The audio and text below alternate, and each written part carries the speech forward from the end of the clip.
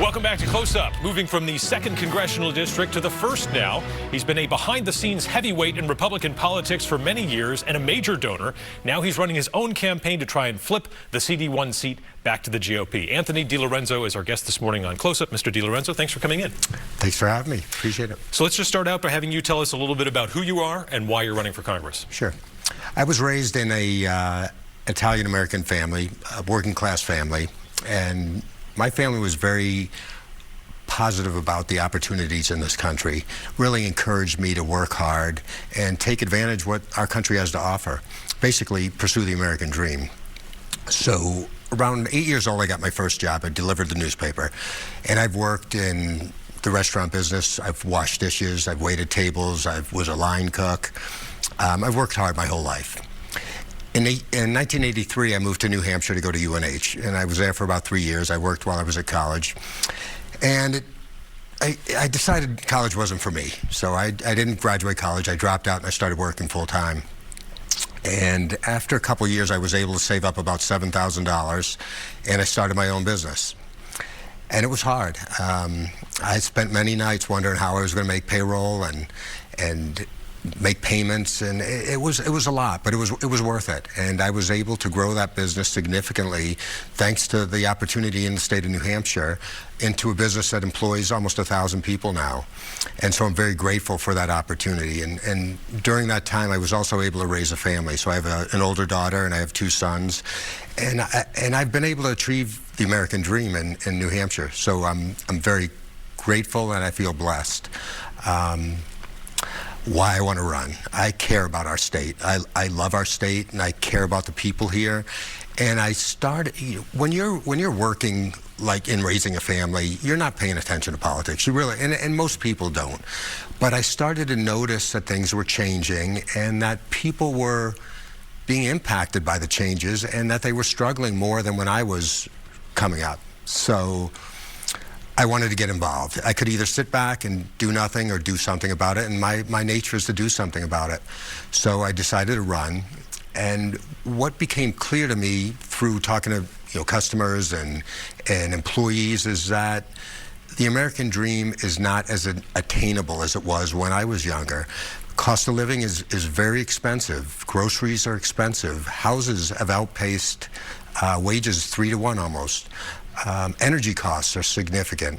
So we have these issues going on in New Hampshire, and I also don't feel like they're being addressed properly by the representation we have in Congress right now. Some examples of that are the recent legislation that was passed, the largest tax cut in American history. None of our delegation voted for that, which doesn't make sense to me. I mean, New Hampshire residents don't like paying a lot of taxes, okay? And in that same legislation was funding to secure the border, and they voted against that as well. So these are just a few examples, and there's plenty of examples of how we're not being represented properly, in my opinion. And I think most New Hampshire people, at least the ones I've talked to so far traveling the state, would agree with me. So what I bring to politics is I'm obviously not a professional politician. I'm a business person. So I bring pragmatism, hard work, common sense, results-oriented practices to politics. And I'm certain that those characteristics will benefit me and the state of New Hampshire when I get to D.C. and addressing the problems that face our state. Yeah, I want to get to those cost of living issues you talked about, but circling back to your success in business, you're the Key Auto Group, you're a real estate developer, you're probably the most well-resourced candidate personally who's run in New Hampshire in quite a long time. Republicans really want to flip this seat. How much of your personal fortune are you willing to put on the line to do that?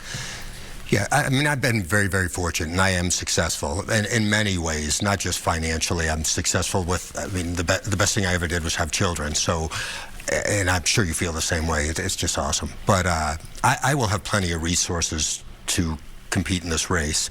And it's not about where I get those funds. I will raise those funds through working hard, as I've always done, and working with different people throughout the state to raise money. But As I travel the state, people aren't asking me that question. What's important to the people in New Hampshire are what we talked about a second ago, cost of living, right? That's Housing true, prices. but it could be a real difference maker if you're willing to write some checks to your campaign. Exactly, and I am willing to do that. My intent is not to contribute any more than is donated to me. So, because I don't believe in just throwing all my own money and not involving other people. And I have a lot of friends and relatives and employees and customers that are ponying up, and I wouldn't feel right not participating as well. A big part of the Republican Party these days, and certainly in primaries, is President Donald Trump. Do you plan to seek the president's endorsement in this race? I'm not sure if I would seek his endorsement. I'd certainly welcome it, and I'd welcome, more importantly, the endorsement of the voters in CD1. I mean, my intent, again, is to have my message resonate. And if President Trump likes my message, I would welcome his endorsement. But again, I want the endorsement of the people of 1st Congressional District in New Hampshire. And so my focus is bringing pragmatism to D.C. to solve the issues that we talked about. And most importantly is affordability.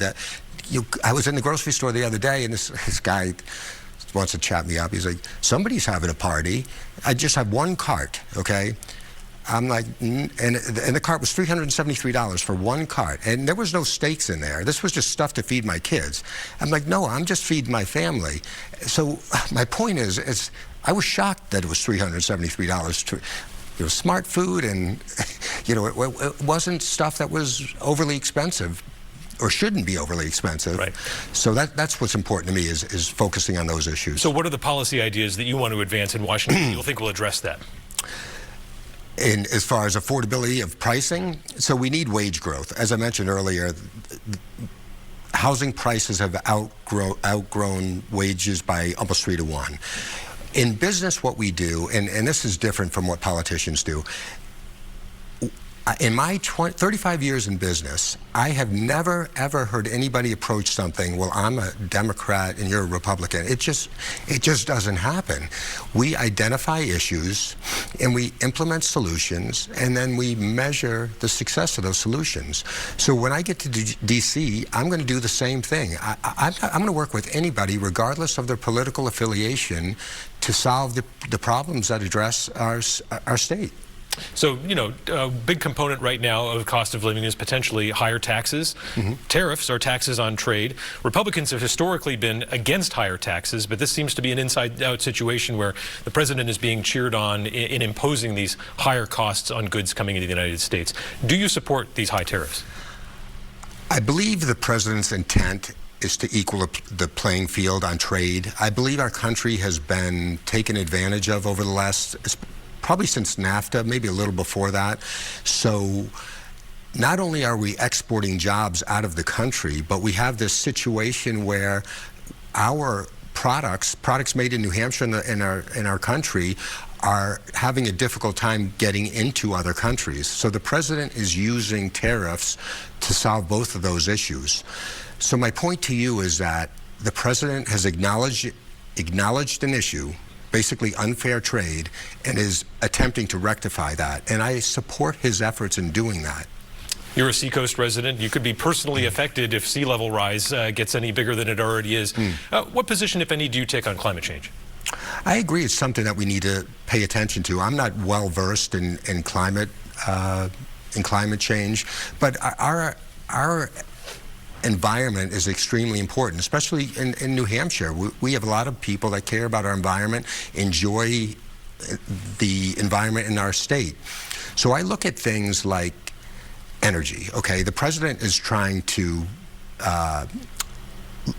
explore energy in our country. It makes no sense to me why we would be shipping energy over on a ship from a foreign country. I mean, I don't know for certain, but it certainly doesn't sound like it's good for the environment. And so that's a perfect example of where we can impact the environment by thinking and doing things more strategically. I know a lot of people don't want a pipeline, but from an environmental perspective, I think it's probably the most safest way to transport energy there is currently. A lot of people in 2024 voted for a tougher immigration enforcement.